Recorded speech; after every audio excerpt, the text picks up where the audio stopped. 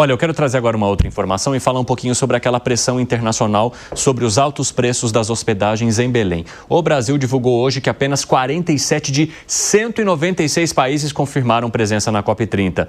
Luca Bassani, o evento já está quase aí. E agora, hein? Quais são as pressões que acontecem sobre o governo brasileiro para tentar resolver essa história e fazer com que mais delegações venham para o país? Pois é, Evandro, uma grande problemática para o governo que surge mais uma vez, né? Boa tarde a você, a todos que nos acompanham nessa sexta-feira. Faltam apenas 80 dias para a COP30, ela que será realizada em Belém em novembro. E como você disse, apenas 47 de 196 países confirmaram presença. Há alguns países importantes nessa lista, como o Japão, a própria França, outras nações europeias. Mas até agora, por exemplo, a China, os Estados Unidos e Índia não confirmaram. Algo que tem sido bastante discutido são os altos preços das hospedagens. Afinal, a COP, através da ONU, fornece uma espécie de subsídio aos participantes em torno aí de $140 a diária, mais ou menos R$ 800. Só que as hospedagens mais baratas em Belém que estão sendo anunciadas são na faixa de $350, mais de R$ 2.000. Nesse sentido, a ONU pediu para que o Brasil ajudasse e pagasse parte desta hospedagem, principalmente aos países mais pobres, ampliando o valor dessa diária, mas o Brasil recusou qualquer tipo de ajuda nesse momento e disse que já está tendo altos custos com a própria estrutura, o desenvolvimento do evento em si e não teria como arcar com custos extras. Ele também argumentou que caso houvesse a mudança para outras cidades, que o preço médio da hospedagem em São Paulo ou no Rio de Janeiro, ele supera os $200, então não adiantaria muito esta mudança. A gente vê que a pressão tem crescido não só sobre o governo brasileiro, o presidente Lula, mas internamente ao governador Helder Barbalho, que justificou essa questão dos preços altos com o próprio movimento do mercado, mas muitos países, inclusive lideranças mundiais, já disseram que não vão poder comparecer exatamente por conta destes altos custos. Governadora Ana Júlia do Pará, na época uma governadora do PT, inclusive, participou da cerimônia lá na FIFA e no vídeo com a apresentação da candidatura brasileira aparecia Belém. No final das contas, Manaus acabou sendo a cidade do norte do país escolhida e Belém ficou fora. Até hoje não entendi qual foi o critério. Mas o fato é que aconteceu isso e Manaus tem uma razoável rede hoteleira. Então, por que não se aproveitar isso?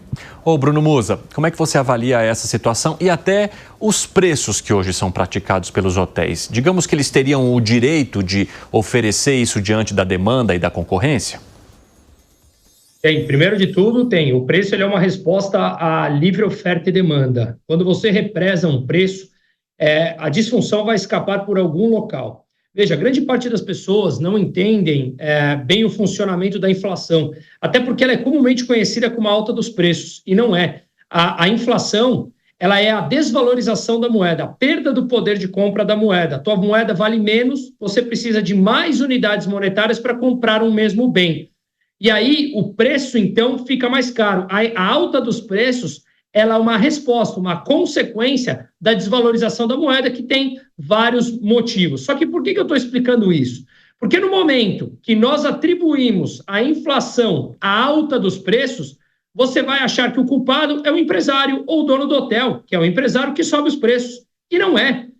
Nesse caso, não estamos falando de uma desvalorização da moeda, mas estamos falando de uma regra básica que qualquer criança entende, mesmo que de forma inconsciente. Se a demanda é muito maior do que a oferta, os preços vão subir, porque há uma escassez da oferta daquilo. Se a gente mata essa função de preços, significa que toda uma planificação central da economia morre. Você deixa todo mundo cego, você mata o mensageiro. Os preços, eles dão a resposta dizendo que há algo certo ou errado. Produza mais ou produza menos. A demanda está maior do que a oferta. Direcione o seu investimento para determinado local da cadeia produtiva. Portanto, aqui fica muito claro que é uma escolha muito errada de planejamento.